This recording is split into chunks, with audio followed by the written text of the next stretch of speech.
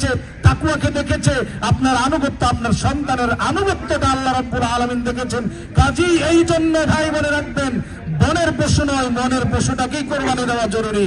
ও ভাই, এইখানে আসছেন বাংলাদেশ ছেড়ে, এই জায়গাতে যে আসলেন একটু ভালো খাওয়ার জন্য, একটু ভালো চলার জন্য, বাবার মুখে হাসি ফুটানোর জন্য, মার মুখে হাসি ফুটানোর জন্য, সন্তানাদির মুখে হাসি ফুটানোর জন্য হাজার হাজার মাইল পাড়ি দিয়ে আমরা যে এই জায়গায় আসলাম একটু ভালো চলার জন্য।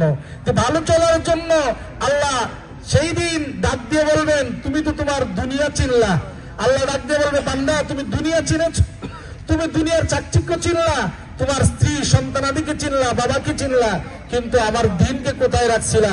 যখন প্রশ্ন করবেন ওয়াল্লাহি রাব্বিল কাবা, কাবার মালিক আল্লাহর কসম করে বলি, তখন জবান স্টপ হয়ে যাবে, সব হাতগুলি সাক্ষী দিতে শুরু করবে, পা সাক্ষী দিবে, কান সাক্ষী দিবে, চোখ সাক্ষী দিবে যে আমার দ্বারা এই কাজগুলি করেছেন। মনে রাখবেন, কবর আছে না নাই? কবরে যেতে হবে কি হবে না? পিছনে ভাইরা আওয়াজ দেন না, মনে হয় আপনারা যাবেন না। কবরে যাবেননি? যাবেন না?